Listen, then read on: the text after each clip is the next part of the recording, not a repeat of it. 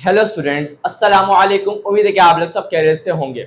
मेरा नाम है इस्लाम गौरी और आज मैं आपको पढ़ाने वाला हूँ स्टूडेंट के एमसीक्यूज 2021 के मैथ के क्लास 12 के एमसीक्यूज सॉल्व करवाने जा रहा हूँ। आप लोगों को हर एमसीक्यूज को सही से देखना है क्योंकि पेपर में जो एमसीक्यूज आएंगे वो भी लगभग इस तरीके से ही आएंगे। तो आप लोगों को याद रखना है किस तरीके से एमसीक्यूज को सॉल्व करना है।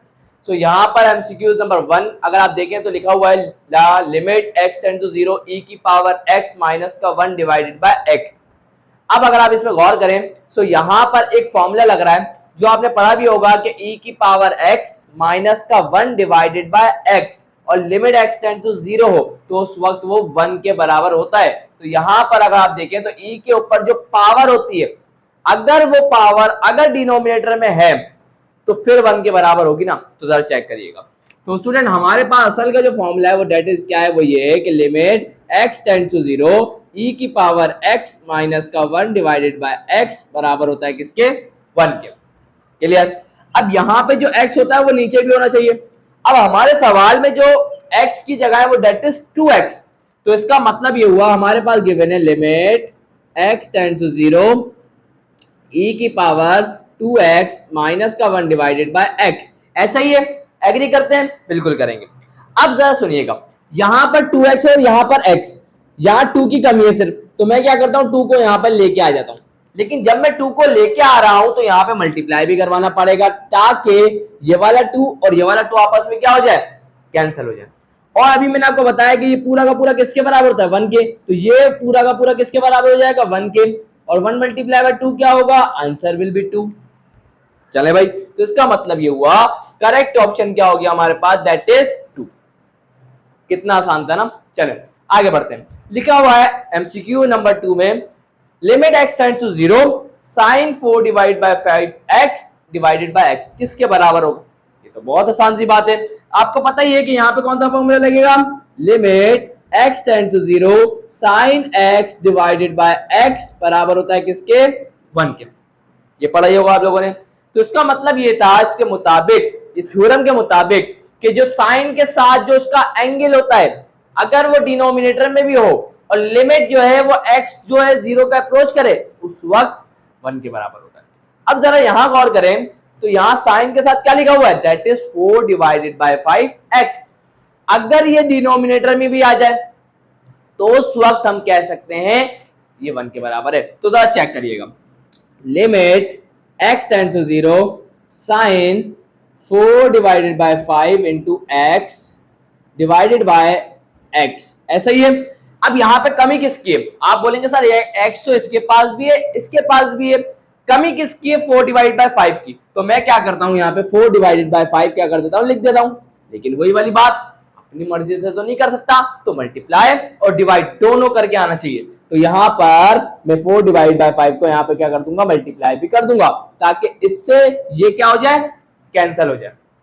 अब यहां पर अगर आप देखें तो यहां जो साइन के साथ जो एंगल है वो डिनोमिनेटर में भी है और जो लिमिट है वो 0 का अप्रोच कर रही है। तो इसका मतलब ये पूरा किसके बराबर हो जाएगा, ये तो 1 के बराबर हो जाएगा। और 1 मल्टीप्लाई बाय 4 डिवाइड बाय 5 क्या होगा, answer will be 4 divide by 5। तो जरा चेक करिएगा कौन सा ऑप्शन है, दैट इज दिस वन। तो इसका मतलब इसका ऑप्शन नंबर बी क्या है, करेक्ट है। कोई मसला नहीं है यहां तक। चले भाई इसको मिटा देता हूं। अब यहां आगे वाले एमसीक्यूज में हम देखें तो लिखा हुआ है limit y tends to infinity 1 plus का 5 डिवाइडेड बाय y की पावर y। यहां पे भी एक फॉर्मूला लग रहा है, कौन सा फॉर्मूला लग रहा है, चेक करिएगा। हमने एक फॉर्मूला पढ़ा था, limit y tends to infinity 1 plus का 1 डिवाइडेड बाय y इज की पावर y। क्लियर। ये फॉर्मूला आप लोगों ने पढ़ा होगा। इस फॉर्मूले के मुताबिक ये किसके बराबर होता है, डेट इज e के बराबर होता है। आप चाहे तो x भी लिख सकते हैं। क्लियर, कोई प्रॉब्लम नहीं। अब इसकी शर्त क्या है, इसकी शर्त ये है कि यहाँ 1 डिवाइड बाय y होता है तो इसकी पावर क्या होगी, रेसिप्रोकल होगी। 1 डिवाइडेड बाय y है तो यहाँ पे क्या होगा, y डिवाइड बाय 1। उस वक्त अगर ऐसा हो रहा है, limit y tends to infinity आ रहा है तो उस वक्त e के बराबर होगा। अब जरा यहाँ चेक कर लेते हैं। यहां चेक करने पर हमें पता चल रहा है, यहां पर देखिए 5 डिवाइड बाय y है, इसका रेसिप्रोकल करें तो 5 डिवाइड बाय y का रेसिप्रोकल क्या होगा, y डिवाइडेड बाय 5। यहाँ पावर में y डिवाइड बाय 5 है, आप बोलेंगे सर नहीं है, y तो है लेकिन उसके डिनोमिनेटर में 5 नहीं है। तो अब जब तक नहीं है तो ये के बराबर नहीं हो सकता, तो हम क्या करेंगे, वही वाली बात मल्टीप्लाई डिवाइड करके लेके आ जाएंगे, कोई प्रॉब्लम नहीं है। तो जरा चेक करें, हमारे क्वेश्चन में लिखा हुआ है limit y tends to infinity 1 plus का 5 divide by y into y। Clear? यहाँ पे क्या होना चाहिए था, 5 नहीं है तो लेके आ गया, मल्टीप्लाई भी करवाऊंगा ताकि 5 से 5 क्या हो जाए, कैंसिल और बैलेंस रहे। अब ये पूरी चीज किसके बराबर है, ये तो पूरी चीज e के बराबर है और e के ऊपर पावर क्या आ जाएगी, दैट विल बी 5। तो इसका मतलब ये हुआ करेक्ट ऑप्शन क्या होगा, e की पावर 5, मतलब ऑप्शन नंबर ए। क्लियर? आगे बढ़ते हैं। लिखा हुआ है the perpendicular form of the equation of a straight line. ये बहुत आसान क्वेश्चन है, बहुत आसान एमसीक्यूज है। आपको पता है कि कोई भी लाइन की इक्वेशन, परपेंडिकुलर लाइन की इक्वेशन क्या होती है, that is x cos alpha plus का y sin alpha is equal to p। तो this option will be correct, option number D. आगे बढ़ते हैं। लिखा हुआ distance of the point 4,5 from the y axis. y axis से इस point का डिस्टेंस बताना है, तो जरा चेक करिएगा स्टूडेंट, ये हमारे पास क्या आ गया, x एक्सिस और y एक्सिस। ये पॉइंट कहीं यहां कहीं होगा, इस पॉइंट के कोऑर्डिनेट्स क्या है, दैट इज 4,5। क्लियर है? चलें भाई देखिएगा, इस पॉइंट ने x में कितना कवर किया, इसने पॉइंट ने x में, ये मैं इसके यहां गिरा देता हूं, इस पॉइंट ने x में कितना कवर किया, दैट इज 4, y में कितना कवर किया, दैट इज 5। ऐसा ही है। अब वो पूछ क्या रहा था, वो पूछ ये रहा है distance of the point from y axis. y axis से कितना दूर है, y एक्सिस से फासला देखिए कितना है, y एक्सिस से ये कितना दूर है, आप बोलेंगे सर ये तो 4। इसका मतलब करेक्ट ऑप्शन क्या होगा, ऑप्शन नंबर सी। ये ऑप्शन करेक्ट होगा, ऑप्शन नंबर सी, 4 यूनिट के फासले पर है y एक्सिस से। क्लियर? अगर ये पूछता x एक्सिस से कितना है, तो सिंपल सी बात है, x एक्सिस से कितने फासले पर है, दैट इज 5। आंसर करेक्ट का होता 5 यूनिट। क्लियर? आगे बढ़ते हैं। लिखा हुआ है एमसीक्यू नंबर 6 के अंदर the distance between the 2 points. एक ये पॉइंट है और एक ये पॉइंट है, इन दोनों के दरमियान का हमें क्या बताना है, हमें तो इनके दरमियान का डिस्टेंस बताना है। और आपको पता है 2 पॉइंट के दरमियान में डिस्टेंस निकालने के लिए हमारे पास फॉर्मूला कौन सा है, दैट इज डिस्टेंस फॉर्मूला। तो यहाँ पे क्या हो जाएगा, डिस्टेंस फॉर्मूला क्या था हमारे पास, दैट इज x2 माइनस का x1 का whole square plus y2 minus के y1 का होल स्क्वायर। ये फॉर्मूला याद है ना आप लोगों को, बिल्कुल याद होना चाहिए। चलें, अब यहां पर ये हमारा क्या होगा, x में मान लेता हूं ये हमारा x1 y1 है, ये हमारा x2 y2 है। क्लियर? तो यहां पे क्या हो जाएगा, अंडर रूट x2 हमारा कौन है, डेट इज 0 माइनस का x1 हमारा कौन है, that is mu cos theta, और इसका क्या आ जाएगा, स्क्वायर प्लस उसके बाद y2 कौन है, डेट इज 0 माइनस का y1 कौन है, that is mu sin theta. यहां तक कोई प्रॉब्लम है स्टूडेंट, नहीं होनी चाहिए। 0 माइनस का म्यू cos थीटा, माइनस का म्यू cos थीटा, पावर क्या है, इवन, पावर इवन होने की वजह से नेगेटिव साइन क्या हो जाएगा, हट जाएगा। तो जरा चेक करिएगा, ये हो जाएगा mu square cos square theta, कोई प्रॉब्लम नहीं। आगे यहां देखिए, अब देखिए माइनस का म्यू साइन थीटा बच जाएगा, पावर इवन है, नेगेटिव साइन क्या हो जाएगा, हट जाएगा।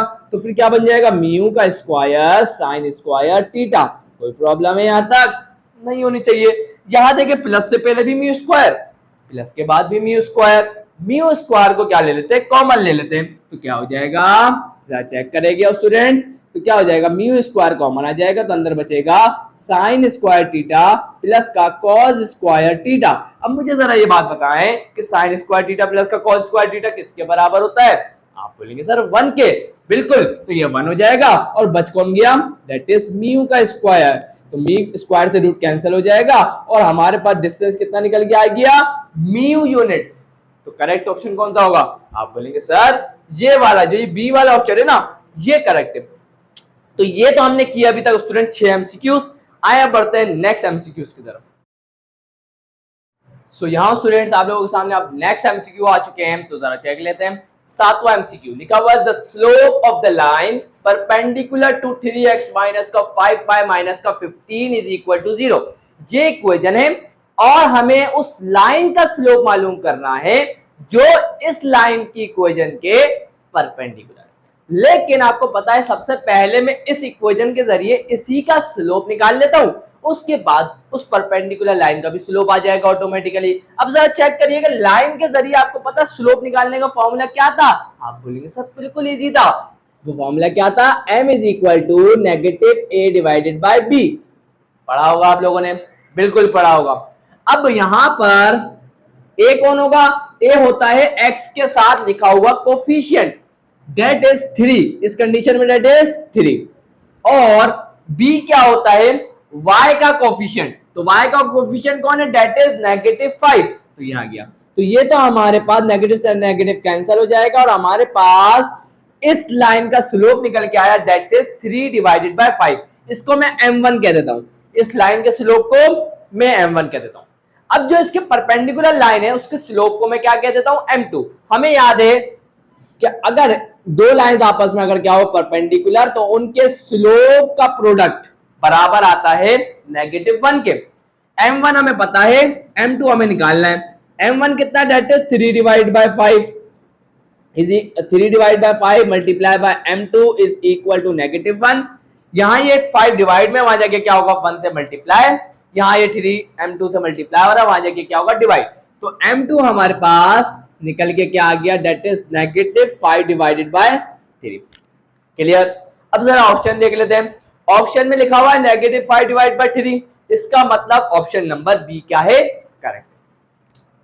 आप भी सोच रहे होंगे काफी टाइम लग रहा है, तो देखिए स्टूडेंट टाइम नहीं लगेगा बिल्कुल भी, ये तो मैं आपको स्लो इसलिए करवा रहा हूं ताकि जो मैं आपको करवाऊं वो आपके समझ में आए, वरना इसको करना बहुत आसान है, दिमाग में हो जाएगा ऑटोमेटिकली। क्लियर। चले भाई, the slope of the tangent to the curve y is equal to x square plus का 4 at x is equal to 1 is, बताना है हमारे को, ये हमारे पास क्या इक्वेशन है कर्व की। क्लियर। वो बोल रहा है इसके हिसाब से।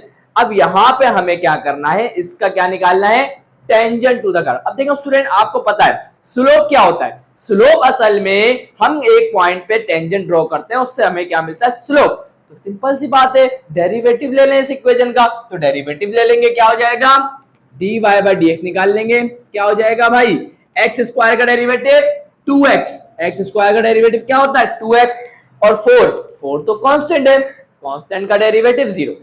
ये हमारे पास आ गया टेंजेंट टू द कर्व की इक्वेशन। क्लियर। अब हमें क्या बोला, x की वैल्यू क्या है 1, तो x की जगह 1 पुट कर दें, तो 2 1 का क्या हो जाएगा, दैट विल बी 2। ऑप्शन वो करेक्ट होगा जहां 2 होगा, इसका मतलब ऑप्शन नंबर सी क्या है। कोई मसला है यहां तक, बहुत आसान है ना। चले आगे बढ़ते हैं। लिखा हुआ है if two lines are perpendicular then, याद रखिएगा दुनिया में अगर कोई भी दो लाइंस अगर परपेंडिकुलर होंगी तो वो एक कंडीशन को सेटिस्फाई जरूर करेंगे, और वो क्या होती है, a1 a2 प्लस का b1 b2 बराबर आएगा 0 के। अगर ऐसा हो रहा है तो फिर आप कह सकते हैं कि वो दो लाइंस आपस में परपेंडिकुलर हैं। तो देख ले कौन सा ऑप्शन में लिखा हुआ a1 a2 प्लस का b1 b2 is equal to 0। आप बोलेंगे सर ये ऑप्शन नंबर सी में लिखा हुआ है, इसका मतलब option number C is correct.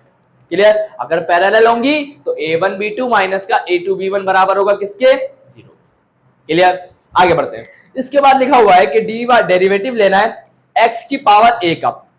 बहुत आसान है स्टूडेंट, सिंपल सी बात है। अगर मैं आपको बोलूं कि भाई मुझे जरा निकाल के दिखाओ डेरिवेटिव एक्स स्क्वायर का, आप बोलेंगे सर बहुत आसान है, पावर को पहले लिख दें और पावर में से एक माइनस, 2 माइनस 1 1 हो जाएगा।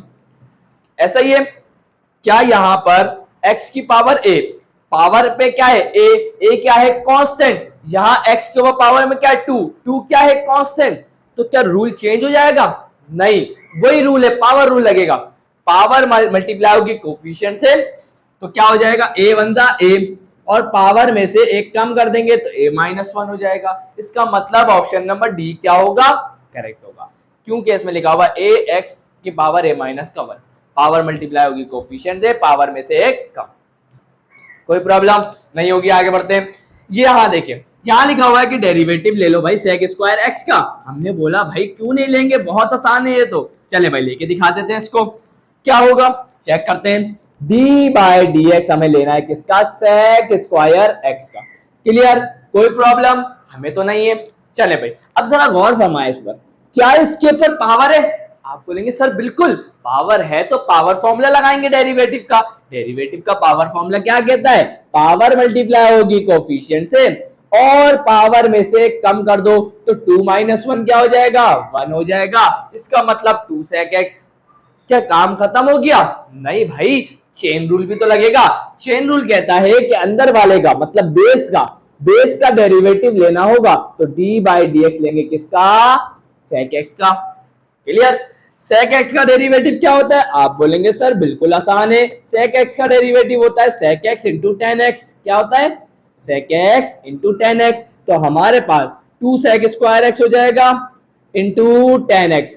क्या ये कहीं ऑप्शन में नजर आ रहा है? आप बोलेंगे सर बिल्कुल आ रहा है, ऑप्शन नंबर डी में नजर आ रहा है, 2 sec square x into tan x। इसका मतलब option number D is correct.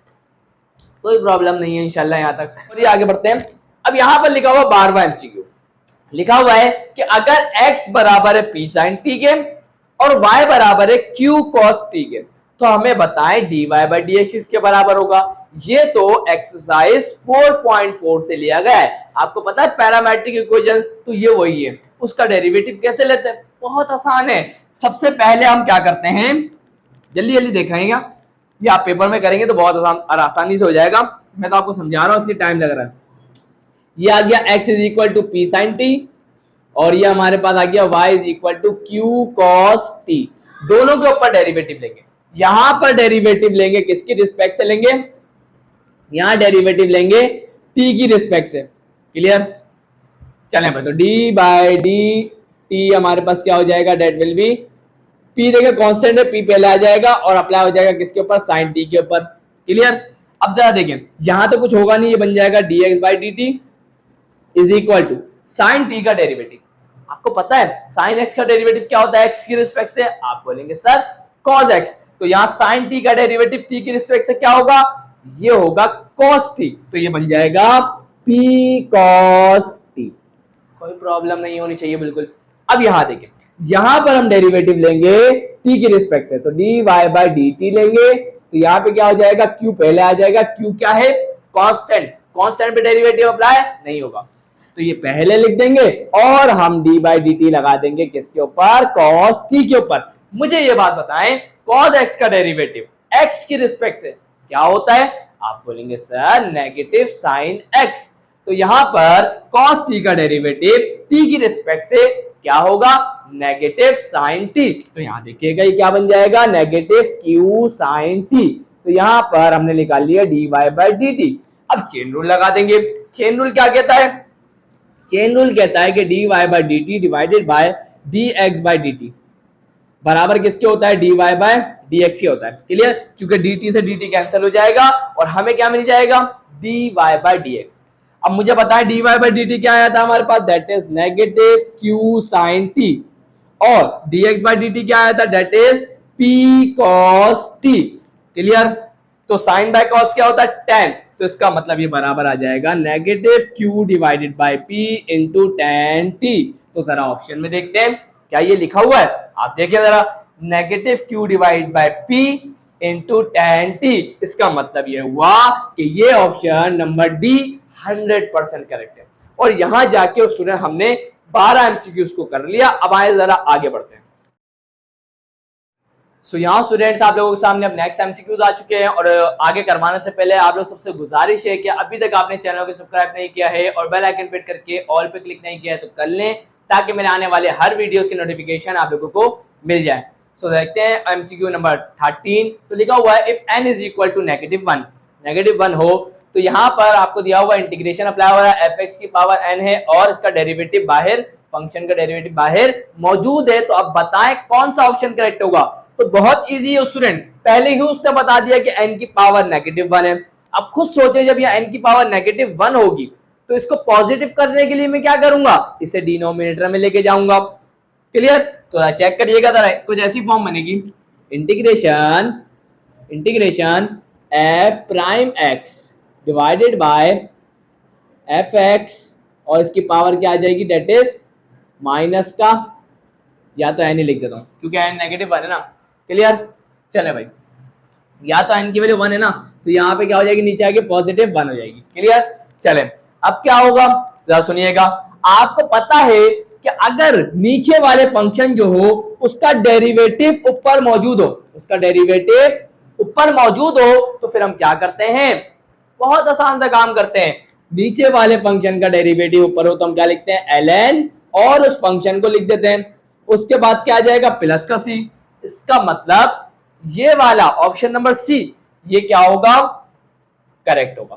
Clear, कोई मसला नहीं है। चले, लिखा हुआ the necessary condition for fx to have extreme value is, extreme value के लिए fx को हमारे पास क्या होना पड़ेगा, नेसेसरी कंडीशन क्या है कि जो f प्राइम x होगा वो 0 के बराबर होना चाहिए, है ना। तो यहां पर सी वाला ऑप्शन क्या होगा, करेक्ट होगा। क्लियर, आगे बढ़ते हैं। लिखा हुआ 15 वाले में कि नीचे डिनोमिनेटर में 3 प्लस का एक्स स्क्वायर है और हमें उसके ऊपर इंटीग्रेशन लगाना है एक्स के रिस्पेक्ट से।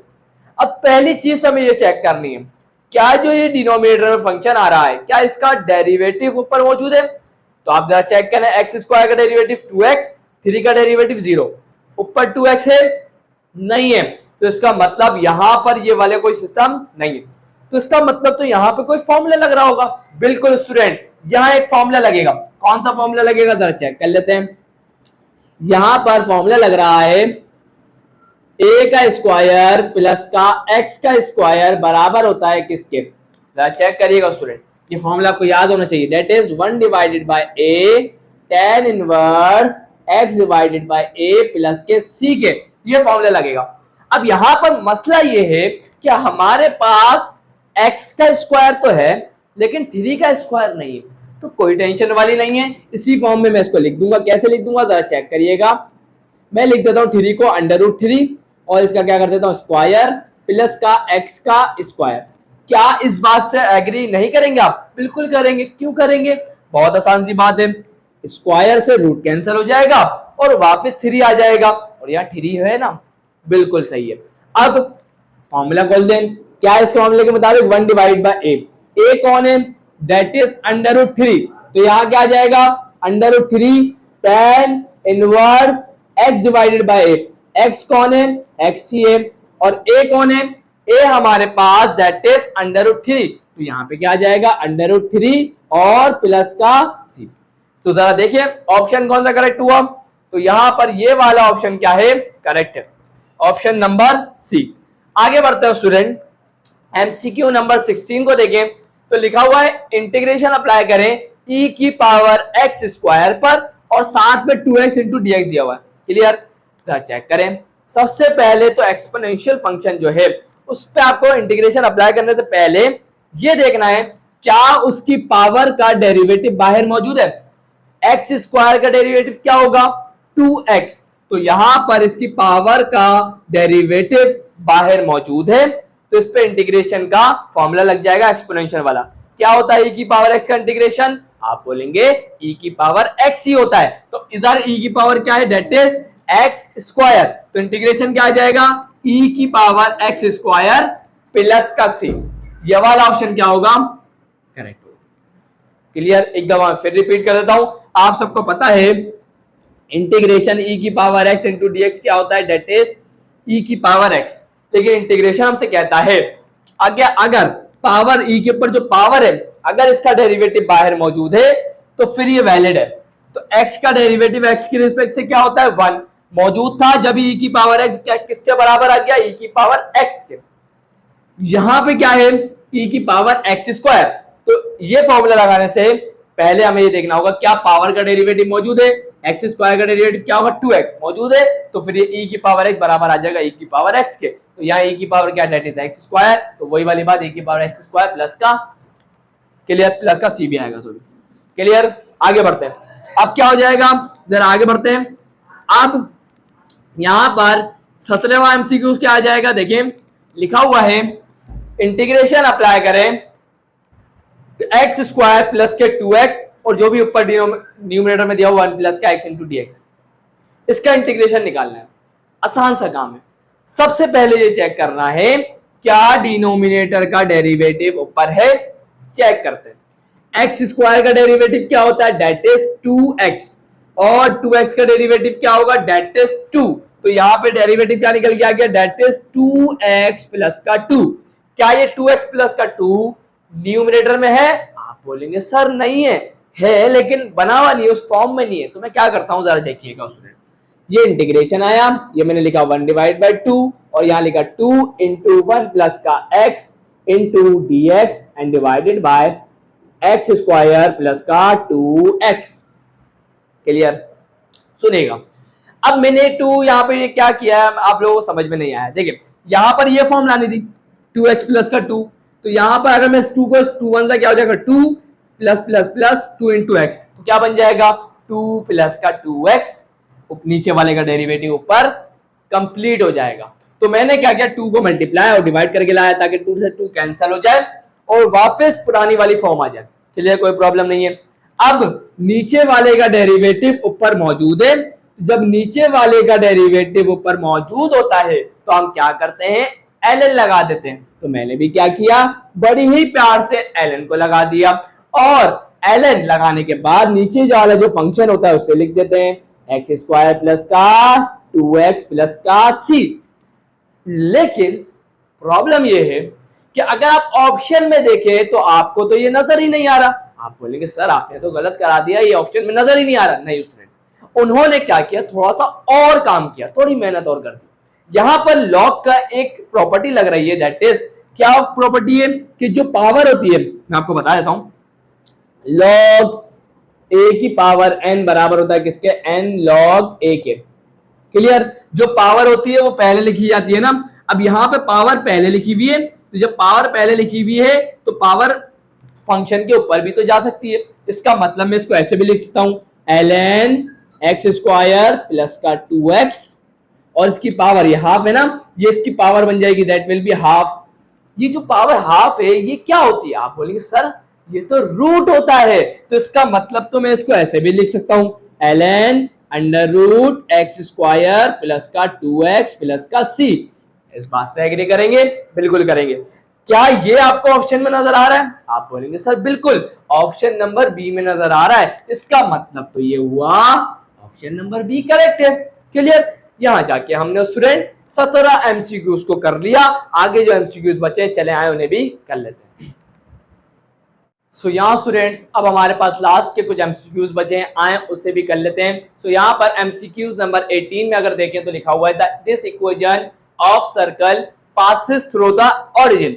एक बात अपने ध्यान में बिठा लें कि कोई भी इक्वेशन अगर ओरिजिन से पास करती है तो याद रखिएगा उसमें कांस्टेंट की वैल्यू नहीं होती। तो इन चारों ऑप्शन में से जिसमें कांस्टेंट की वैल्यू नहीं होगी वही ऑप्शन करेक्ट होगा। यहां देखें कांस्टेंट है, इस इक्वेशन में भी कांस्टेंट है, इस इक्वेशन में भी कांस्टेंट है, लेकिन इस इक्वेशन में कांस्टेंट नहीं है। इसका मतलब ये ऑप्शन नंबर सी क्या है? That is correct. क्लियर? आगे बढ़ते हैं। अब लिखा हुआ है the centre of the circle x square plus का वाई स्क्वायर प्लस का 6x माइनस का 8y प्लस का 33 इज इक्वल टू 0। ये हमारे पास इक्वेशन ऑफ द सर्कल है और इस इक्वेशन के हमें क्या बताना है? सेंटर। बहुत इजी है, इसको जरा कंपेयर कर लें जनरल इक्वेशन से। देखिए लिखी हुई है तो 2g बराबर आ जाएगा किसके? 6 के। 2g बराबर आ जाएगा किसके? 6 के। और 2f बराबर आ जाएगा किसके? माइनस के 10 के। तो g की वैल्यू क्या आ जाएगी? That is 6 divided by 2 that is 3। और यहां से f निकालेंगे तो दैट इज माइनस का 10 divided by 2 that is minus का 5। क्लियर? सेंटर के कोऑर्डिनेट्स क्या होते हैं? That is minus g comma minus f। तो g की वैल्यू क्या है? दैट इज 3 एंड f की वैल्यू क्या है? That is minus 5। Minus minus क्या हो जाएगा? प्लस। तो हमारे पास सेंटर के कोऑर्डिनेट्स निकल के आ जाएंगे माइनस 3 कॉमा 5। तो ऑप्शन कौन सा करेक्ट होगा? That will B minus 3 comma 5। Option number A क्या होगा? करेक्ट होगा। क्लियर? कोई प्रॉब्लम? चलिए आगे बढ़ते हैं। लिखा हुआ है 20 में the radius of the circle x square plus का वाई स्क्वायर प्लस का 2gx प्लस का 2fy प्लस का k इज इक्वल टू 0। इसका जरा रेडियस बताएं। बहुत आसान सा फॉर्मूला था स्टूडेंट। क्या होता है? दैट इज हमारे पास क्या होता है? That is g square plus का f स्क्वायर माइनस का c। क्या होता है? माइनस का c। ये जो c होता है कांस्टेंट, यहाँ जो ये k है वो भी क्या है? कांस्टेंट। तो यहाँ k गिवन है तो मैं यहाँ क्या लिखूंगा? g स्क्वायर प्लस का f स्क्वायर माइनस का k। तो यहाँ पर ऑप्शन कौन सा करेक्ट होगा? That will be option number B. Option number B में देखें under root g square plus का f स्क्वायर माइनस का k। आगे बढ़ते हैं। In the parabola y square is equal to 4x, ये हमारे पास पैराबोला की इक्वेशन है। तो वो बताना चाह रहे हैं, पूछना चाह रहे हैं कि 4a जो है वो हमें क्या बताता है। आपको पता ही होगा, ये एमसीक्यू तो बहुत आसान है। आप बोलेंगे sir length of latus rectum को बताता है, तो ऑप्शन नंबर डी क्या हो जाएगा, करेक्ट हो जाएगा। क्लियर, आगे बढ़ते हैं। 22 में पूछ रहे हैं the length of minor axis of the ellipse. अब ये आपको इक्वेशन दी हुई है इलिप्स की और पूछ रहे हैं क्या, अब आप हमें बता दो कि माइनर एक्सिस की लेंथ कितनी होगी। देखिए मेजर एक्सिस की लेंथ कितनी होती है, दैट इज 2 है। माइनर एक्सिस की लेंथ कितनी होती है, दैट इज 2b। तो बस ये हमारे पास इक्वेशन है, लिख देता हूं मैं, देखिएगा। तो लेंथ ऑफ माइनर एक्सिस क्या होती है, 2b। तो हमें इस इक्वेशन से b को निकालना होगा। तो यहां पर जो इक्वेशन अप्लाई होगी that is X square divide by A square plus का Y square divided by B square is equal to 1। ये मेजर एक्सिस जब एक्स एक्सिस का होता है जबकि इक्वेशन है। क्लियर, तो यहां देखिए ए स्क्वायर क्या है हमारा, ए स्क्वायर से तो हमें कोई लेना देना नहीं, छोड़ दे। तो बी स्क्वायर किसके बराबर है, दैट इज 9। तो बी स्क्वायर बराबर आ जाएगा किसके, 9 के। तो बी किसके बराबर आ जाएगा, that will be under root 9 और बी बराबर आ जाएगा दैट विल बी 3। क्लियर, तो हमें पता है कि लेंथ किसके बराबर होती है, दैट इज 2b के। तो b हमारे पास कितना है, दैट इज 3। तो 2 3 का क्या हो जाएगा, that will B 6। Option number कौन सा करेक्ट होगा, सी करेक्ट होगा। तो यहां पे मैं टिक लगा देता हूं सी के ऊपर। क्लियर, आगे बढ़ते हैं। लिखा हुआ है, इसको मैं मिटा देता हूं।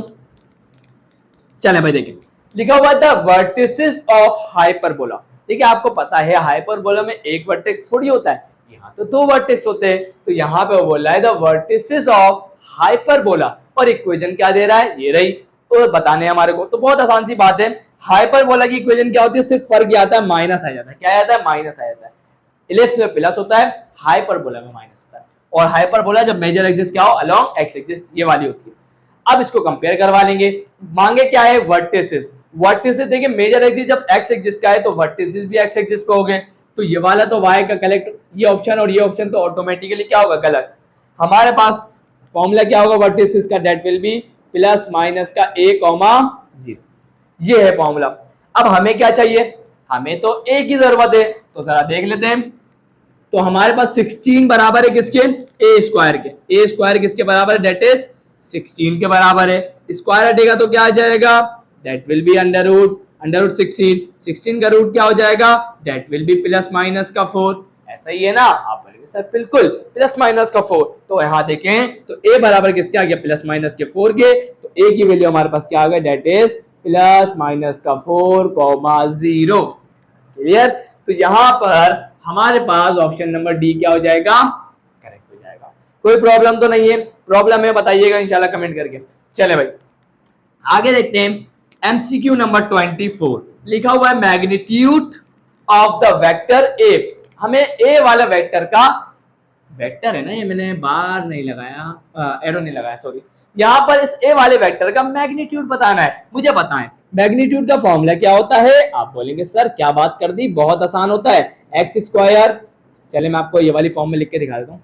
चले ऐसे लिख देता हूँ, एक्स स्क्वायर प्लस का वाई स्क्वायर प्लस का जेड स्क्वायर। क्लियर, चलें यहाँ पे मुझे बताएं x क्या है। आप बोलेंगे सर i, जो i के साथ जो कोफिशिएंट होता है ना वही x होता है। तो बिल्कुल करेक्ट है स्टूडेंट। तो क्या हो जाएगा 3, तो ये हो जाएगा 3 का स्क्वायर प्लस और -1 का स्क्वायर प्लस 2 का स्क्वायर। चले भाई तो क्या हो जाएगा, 3 का स्क्वायर क्या होगा, दैट विल बी 9। -1 का स्क्वायर क्या होगा, दैट विल बी 1, क्योंकि पावर इवन नेगेटिव साइन हट जाएगा। प्लस 2 का स्क्वायर क्या होगा, दैट विल बी 4। तो यहाँ पर 4 + 1 5 और 9 और 5 कितने हो जाएंगे, दैट विल बी 40। तो under root 40 will be the correct option. Clear, आगे बढ़ते हैं। अब MCQ number 25 that will be the last MCQ of today. चले भाई लिखा हुआ है the unit vector in the direction of this vector. अब आपको पता है यूनिट वेक्टर क्या होता है, ये r है। तो इस r के यूनिट वेक्टर क्या होगा, that will B r cap. r cap का हम कैसे निकालेंगे, बहुत आसान है। r वेक्टर को उसके मैग्नीट्यूड से क्या कर देंगे, डिवाइड कर देंगे। तो हमें क्या मिल जाएगा, यूनिट वेक्टर मिल जाएगा।